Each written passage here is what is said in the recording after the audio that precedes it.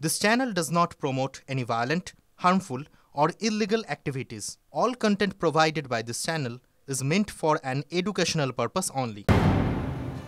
আর news express সাইটে 9 এবার বিস্তারিত খবরে নজর রাখার সময় হয়ে গেছে। এই মুহূর্তে সবথেকে যে বড় খবরে নজর রাখবো দলের রদবদল নিয়ে, মানে শাসক দলের অন্দরে রদবদল নিয়ে অভিষেক বন্দ্যোপাধ্যায়ের সঙ্গে বৈঠক সেরে ফেললেন সুব্রত বক্সী।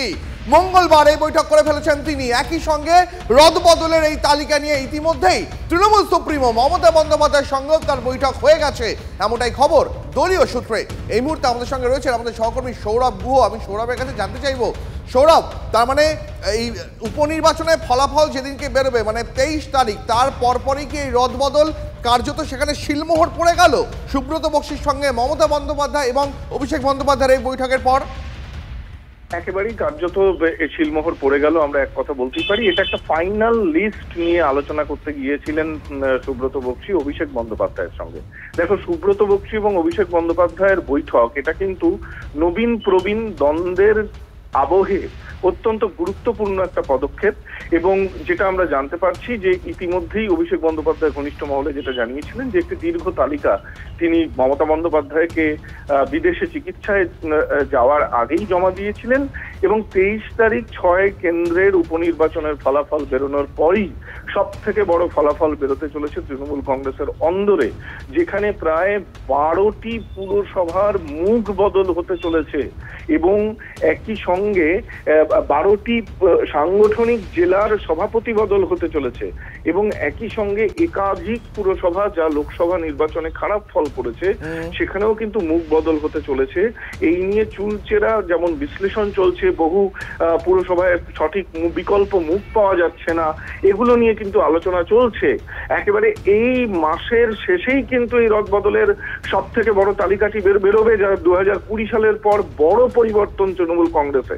এবং তা নিয়ে অভিষেকের সঙ্গে বৈঠক করলেন সুব্রত বক্সী। নিঃসন্দেহে খুবই গুরুত্বপূর্ণ, বলা যেতে পারে যে লিস্ট প্রায় ফাইনাল। 6 কেন্দ্রের উপনির্বাচনের ফলাফলের পর সব থেকে বড় ফলাফল বেরোতে চলেছে শাসক দলের অন্দরে, সেই দিকেই কিন্তু তাকিয়ে আছে গোটা তৃণমূল। অনেক ধন্যবাদ তোমাকে সৌরভ।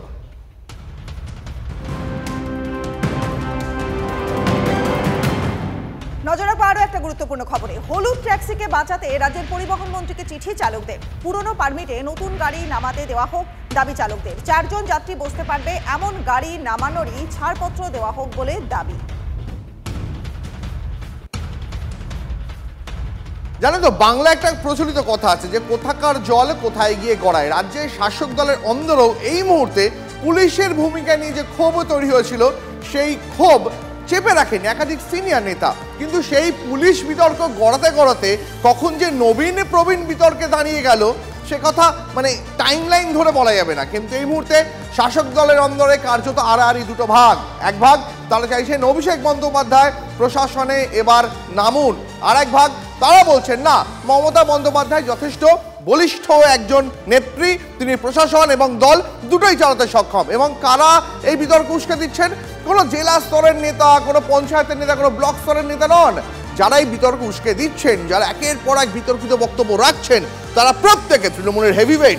একদিকে হুমায়ুন কবির, মানে ভরতপুরের বিধায়ক হুমায়ুন কবির তো বটে, একই সঙ্গে ডেবরার বিধায়ক হুমায়ুন কবিরও। তারা বলছেন না, অভিষেক বন্দ্যোপাধ্যায় পুলিশ মন্ত্রী হন, তাতে রাজ্যে অনেক খারাপ কাজ কমবে। আরেকদিকে ববি হাকিম, পুরমন্ত্রী, কলকাতা শহরের মেয়র, মমতা বন্দ্যোপাধ্যায়ের দীর্ঘদিনের সঙ্গী, তিনি বলছেন মমতা বন্দ্যোপাধ্যায় যথেষ্ট বলিষ্ঠ একজন নেত্রী, অভিষেক আমাদের সন্তান সম। আচ্ছা, এই প্রবীণ নবীন বিতর্কের খোঁচা কোথাও একটা শাসক দলের অন্দরে রক্তক্ষরণ করছে না তো?